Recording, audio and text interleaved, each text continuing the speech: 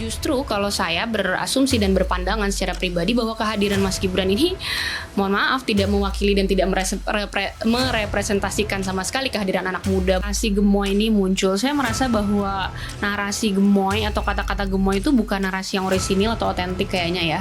Dia betul-betul narasi yang dibuat-buat. Ya jangan-jangan narasi yang dibuat tapi untuk menutupi sesuatu yang justru bertolak belakang dengan karakteristik calonnya gitu. Misalnya bahwa saat ini kita sedang mencari pemimpin Republik Indonesia, bukan bayi gemes 2024. Halo sahabat Ganjar, jumpa lagi kita di podcast Suara Ganjar bersama saya Aditya Batara.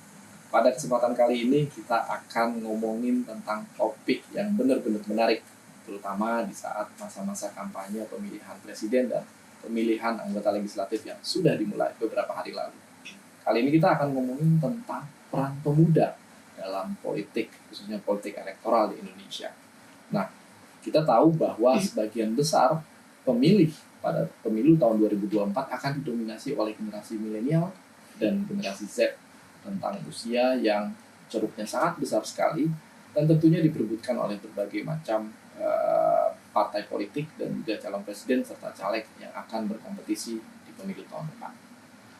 Teman-teman sahabat Ganjar, untuk ngomongin sekaligus kita diskusiin bareng nih soal topik pemuda dalam pusaran pemilu atau politik elektoral, di sini saya sudah punya seorang narasumber. Saya sapa dulu.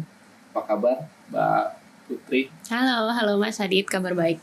Baik ya. Kabar baik. Sahabat Ganjar, narasumber kita kali ini adalah Mbak Putri Ayu Anissa. Mbak Putri ini adalah anggota DPRD Kota Tangerang Selatan dan beliau adalah anggota termuda, ya Mbak Putri ya. Ketika terpilih termuda, Terpilih termuda, betul. luar biasa. Jadi ini udah anak muda yang benar-benar dalam dunia politik itu ketertarikannya sungguh luar biasa. Dan juga Mbak Putri ini nggak cuman kalau saya boleh bilang bukan anak kemarin sore Mbak di politik. Ini aktivitasnya di keorganisasian sungguh luar biasa.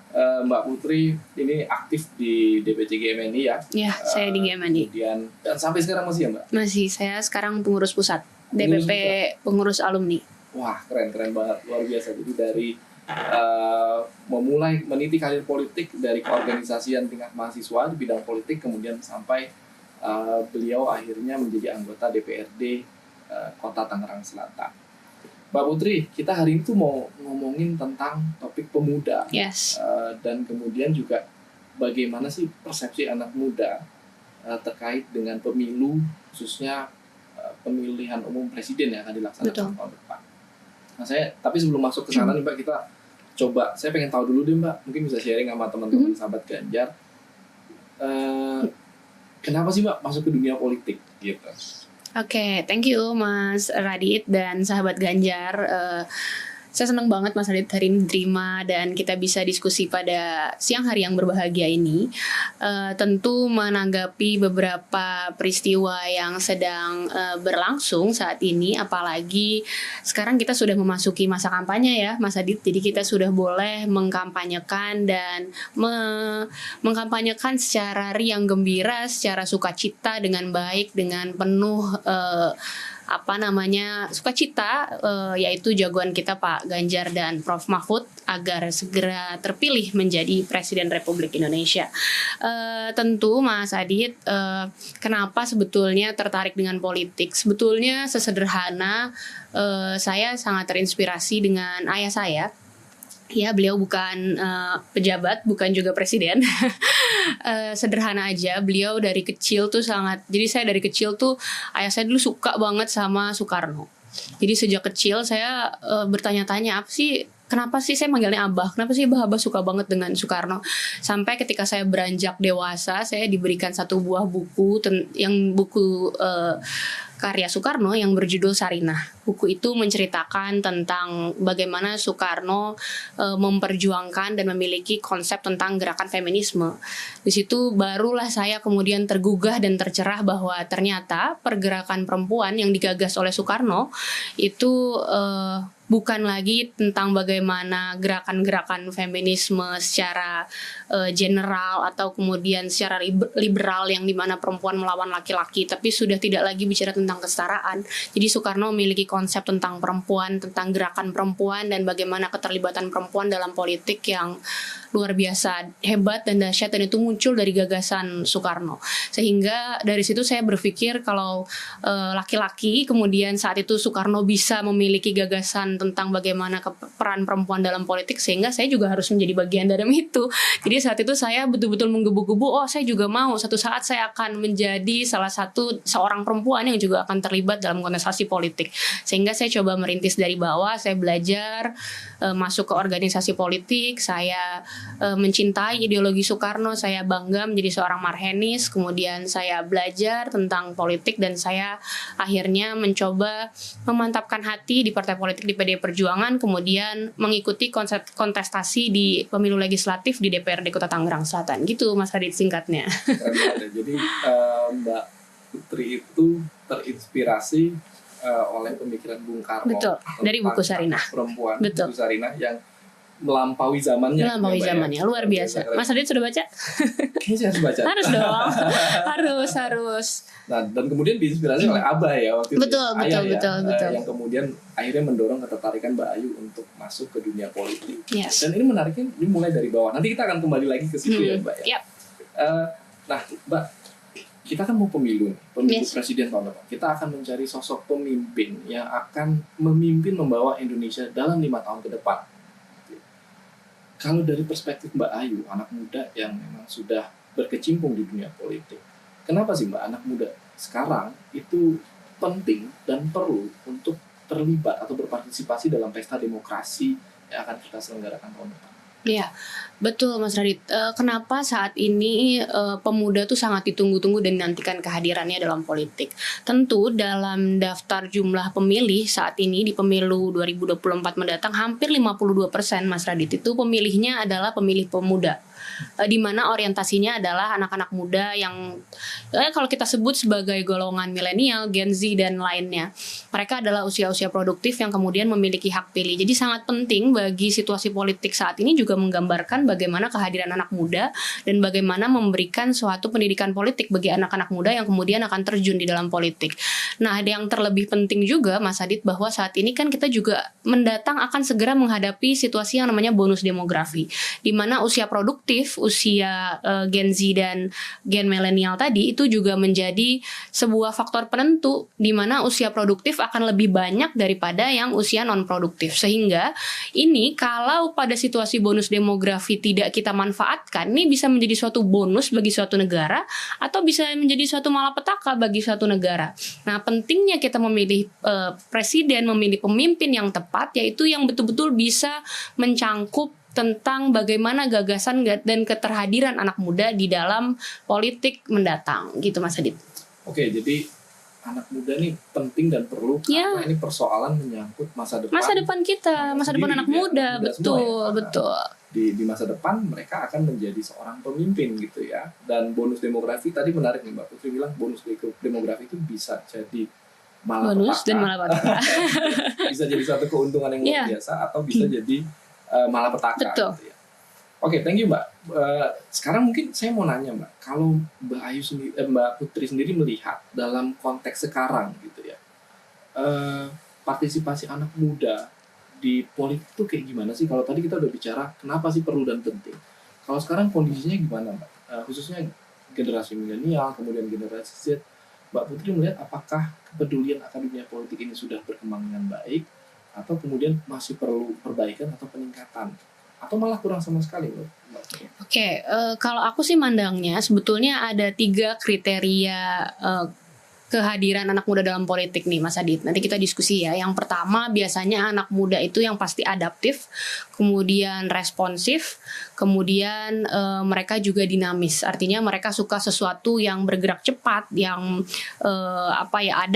adaptif, responsif dan dinamis. Nah, situasi ini juga harus didukung dengan kehadiran tadi pemimpin yang juga bisa menanggap dan bergerak cepat untuk menuju percepatan, apalagi sekarang kita sedang menghadapi di mana Indonesia akan segera menuju situasi Indonesia emas, di mana kita 100 tahun merdeka, dinyatakan menjadi negara yang 100 tahun merdeka, tentu harus menjadi Indonesia maju dong harapannya.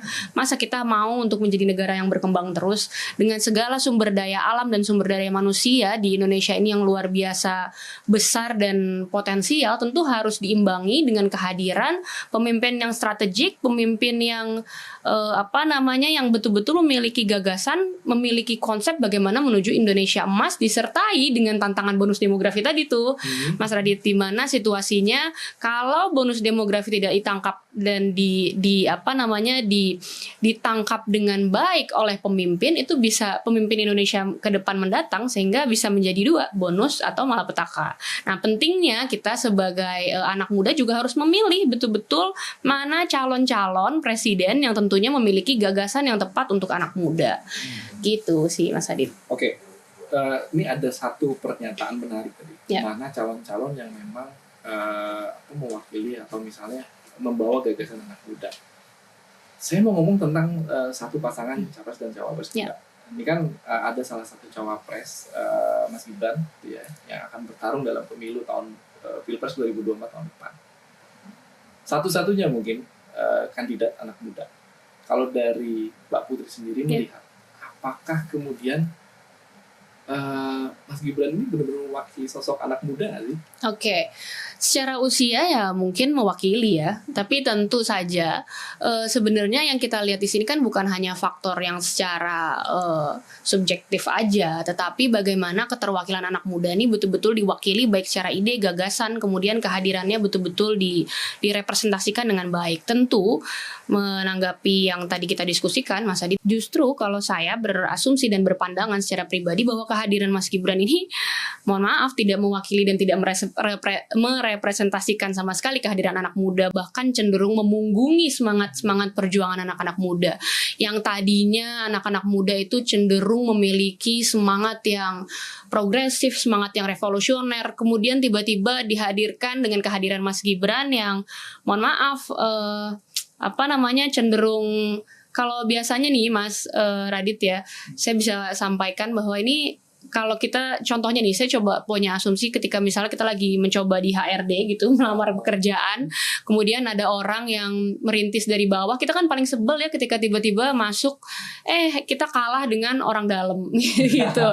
Nah, ini yang saya coba gambarkan bahwa situasi kehadiran Mas Gibran saat ini itu tadi, saya merasa bahwa ini sangat cenderung tidak merepresentasikan kehadiran anak muda sama sekali, di mana semangat anak muda yang berjuang dari bawah, berjuang dari nol, merintis, kemudian bagaimana anak muda memiliki semangat mendobrak suatu kultur yang dimana kehadiran anak muda tadinya dalam politik biasanya cenderung di underestimate, Mas Adit. Kita dianggap tidak mampu berpolitik, tidak memiliki pengalaman yang cukup, kemudian ya banyak diasumsikan negatif. Tetapi itu situasi itu yang harus kita ubah dan harus kita gaungkan. Tetapi ternyata kehadiran Mas Gibran saat ini sangat tidak merepresentasikan. Dia maju dengan cara, mohon maaf, sangat tidak elegan dan sangat tidak etik gitu, dengan cara mendobrak konstitusi, menyalahi konstitusi, ya hanya dengan bermodalkan latar belakang keluarganya, dan itu menurut saya sangat tidak merepresentasikan semangat anak muda gitu. Jadi Mas Adit bisa bayangkan saat itu bagaimana bangsa ini juga bisa merdeka, bagaimana hampir semua peristiwa penting di bangsa ini ada kehadiran anak muda. Dan kehadiran anak muda yang seperti apa, Mas Adit, yang bisa menghadirkan bangsa ini menjadi sebuah bangsa yang bisa berdiri kokoh sampai hari ini, yaitu dengan semangat mendobrak, dengan semangat anak muda yang menggebu-gebu, berapi-api, kemudian bergelora, bersemangat. Nah, itu yang kita nantikan, bukan yang tiba-tiba instan jalur orang dalam gitu istilahnya. Kemudian ya sampai saat ini yang terjadi ya sangat tidak ideal gitu. Ya beberapa peristiwa ya yang bahkan sampai saat ini juga kita lalui bersama dan kita dengar bersama beberapa kali pernyataan MK Majelis Kehormatan Mahkamah Konstitusi yang menyatakan bahwa keputusan Mahkamah Konstitusi yang akhirnya kemudian melegalkan hari ini Mas Gibran sebagai cawapres itu sangat tidak etik, sangat melanggar kode etik Mahkamah Konstitusi. Sehingga akhirnya itu sudah tidak perlu diperdebatkan lagi tuh. Jadi pantas atau tidak. Jadi kalau menurut saya bagaimana keterlibatan anak muda dalam politik, bagaimana keterwakilan Mas Gibran terhadap anak muda ya sama sekali tidak ada gitu. Karena majunya aja udah sudah dengan cara-cara yang tidak baik gitu. Jangan-jangan nanti prosesnya juga akan melalui cara-cara yang tidak baik juga gitu Mas Adit. Wah, ini satu statement yang menurut saya anak muda banget, Mbak Putri. Jadi bagaimana kemudian tadi menarik Mbak Putri melihat bahwa satu-satunya yang diwakilin adalah usia gitu ya. Iya, bukan betul. Persoalan gagasan, kemudian juga bukan persoalan ide yang dibutuhkan anak muda ya, sahabat Ganjar. Dan kalau tadi mendengarkan penjelasan dari Mbak Putri itu kita bisa sama-sama melihat bahwa karpet merah yang dibentangkan gitu ya untuk Mas Gibran ini bermasalah. Iya. Gitu ya, artinya dan ini sebenarnya tidak mengedukasi anak muda untuk masuk ke politik gitu ya Mbak ya. Sehingga jadi kalau mau politik harus ada orang dalam. Nggak mau gitu, dong, enggak dong. Kalau mau sampai ke atas gitu ya, piramida yang paling atas gitu ya di dunia politik, maka bisa dengan karpet merah yang mengandalkan orang tua. Iya, no, ya. betul. Saya jadi teringat dulu di masa-masa sebelum kita merdeka, perjuangan kemerdekaan kan ini semua ide-ide anak muda ya, Mbak Putri ya.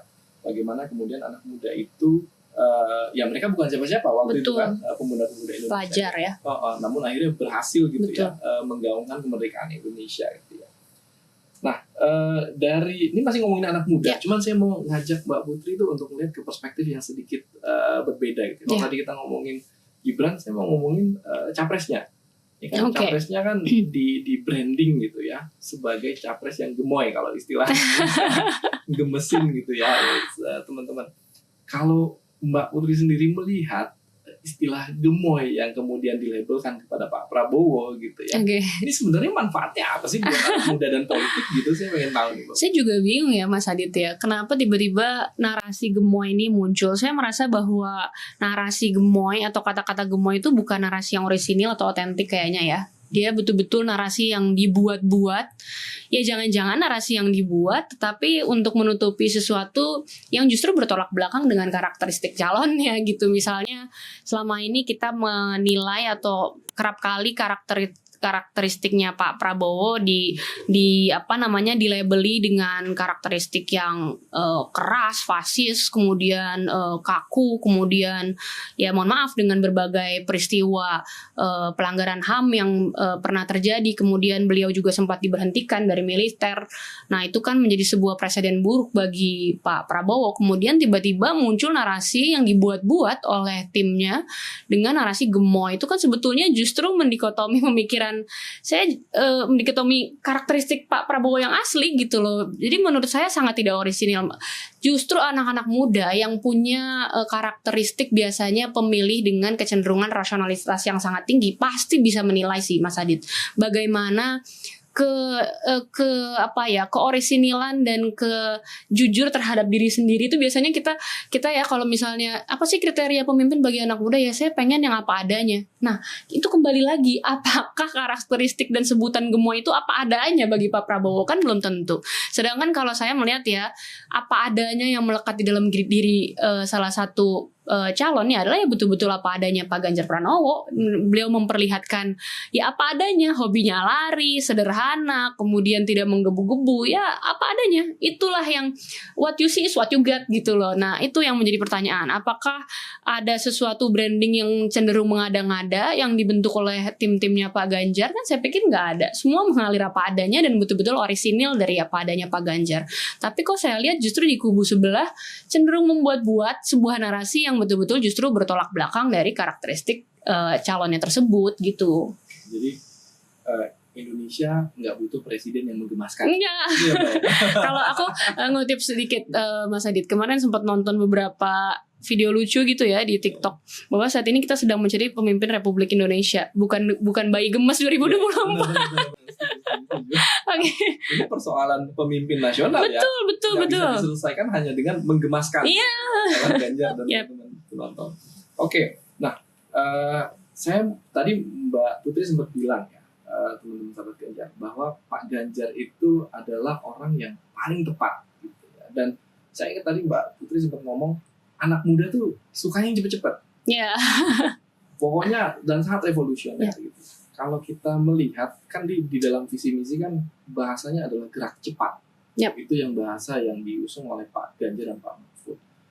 Mbak Putri sendiri melihat apakah kemudian visi misi, kemudian pola kampanye yang dilakukan Pak Ganjar selama ini itu memang mau representasikan kebutuhan anak muda.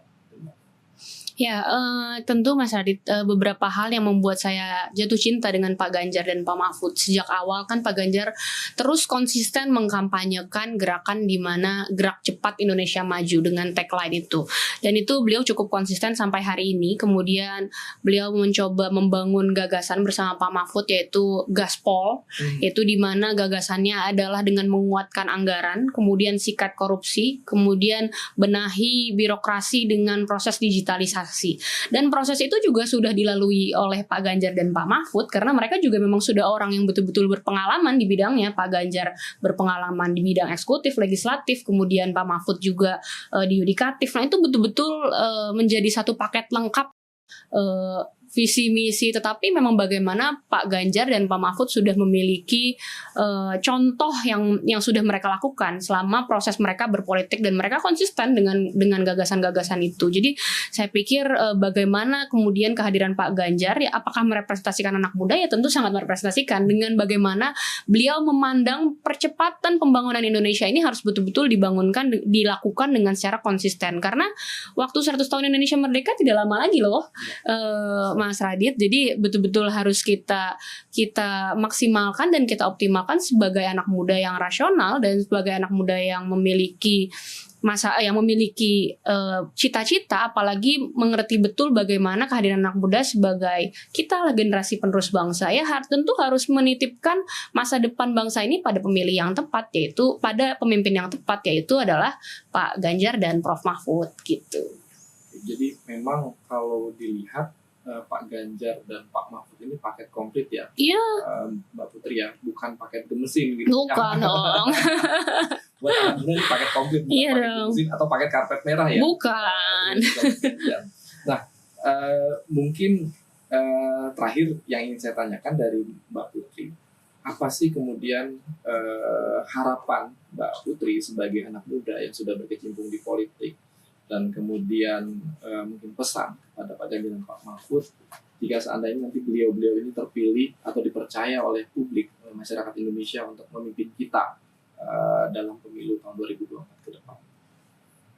Tentu ya Mas Radit, saya sebagai seorang ibu, apalagi ibu, kemudian saya juga sebagai anak muda, bahwa dalam situasi saat ini masa depan Indonesia itu tergantung bagaimana kita memilih presiden yang tepat untuk bangsa ini. Apalagi sekarang ini kita sedang menuju jembatan emas. Kalau biasanya saya sebagai seorang Soekarnois gitu ya, tentu memandang bahwa peristiwa saat ini menuju Indonesia emas ini kita sedang berada di jembatan emas itu. Apakah kemudian kita akan menitipkan bangsa ini pada pimpinan presiden, pada pimpinan nasional yang tepat atau tidak? Kapan momentumnya? Saat ini. Dan saya tentu yakin bahwa di tangan Pak Ganjar dan di tangan Prof Mahfud lah itu masa depan Indonesia yang akan tentu menjadi representasi Indonesia emas mendatang. Bahwa kemudian segala persoalan dari mulai persoalan-persoalan kecil sampai kemudian persoalan bagaimana saya ada salah satu gagasan Pak Ganjar, salah satu yang tertuang dalam visi misinya yang tentu membuat saya inilah saatnya kita memilih Pak Ganjar gitu. Karena beliau juga salah satunya mencanangkan tentang bagaimana concern terhadap pendidikan. Nah, beliau mencanangkan bahwa di dalam satu kartu keluarga miskin harus ada satu orang sarjana. Nah, bayangkan Mas Adit, kalau ini bisa berlaku hampir di seluruh Indonesia. Mungkin kita melihatnya bahwa biasa aja kok di Jakarta banyak sarjana itu di Jakarta, tapi bagaimana dengan saudara-saudara kita lain di daerah kepulauan, kemudian di berbagai daerah lain yang sangat susah mendapatkan akses pendidikan. Jadi disinilah saya bisa membayangkan bahwa bagaimana Indonesia mendatang kemudian jika salah satu program yang sederhana aja, yaitu dengan tercapainya satu keluarga satu sarjana ini bisa tepat sasaran dan betul-betul bisa diakomodir dan terpusat dikelola oleh pemerintah pusat. Karena kan saat ini biasanya pendidikan SMP sampai ke pemerintah kabupaten kota, kemudian SMA hanya ke pemerintah provinsi dan sebatas itu saja wajib belajar. Tetapi bagaimana seandainya bisa tergeneralisir semua ke pemerintah pusat? Saya yakin Indonesia saat itulah yang ditunggu di mana sebagai Indonesia emas. Jadi harapan saya terhadap Pak Ganjar dan Pak Mahfud sebagai anak muda, ya mudah-mudahan Pak Ganjar dan Pak Mahfud bisa betul-betul konsisten menepati seluruh janji-janji dan visi misi kampanyenya. Dan saya yakin kalau Pak Ganjar adalah orang yang tepat, karena bagaimana Pak Ganjar itu bisa kita lihat, bagaimana calon pemimpin itu bisa kita lihat daripada proses berkampanyenya.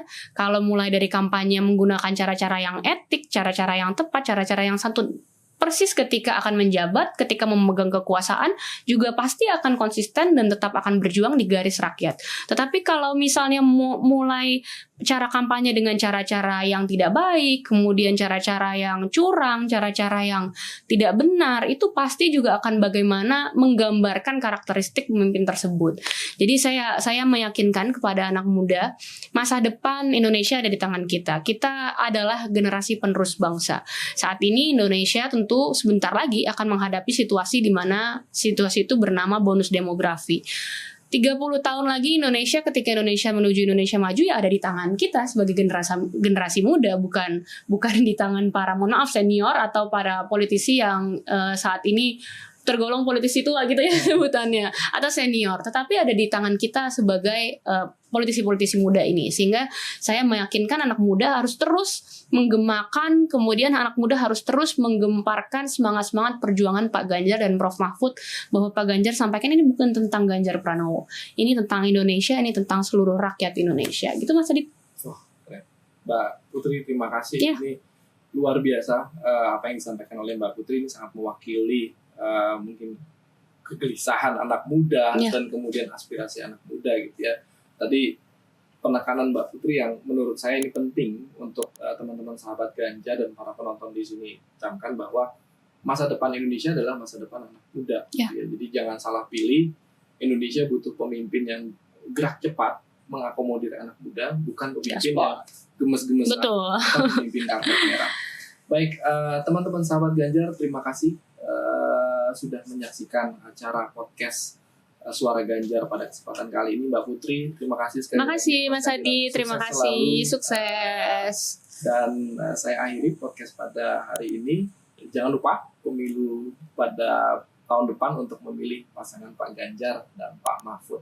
Suara Ganjar, suara rakyat untuk Indonesia maju.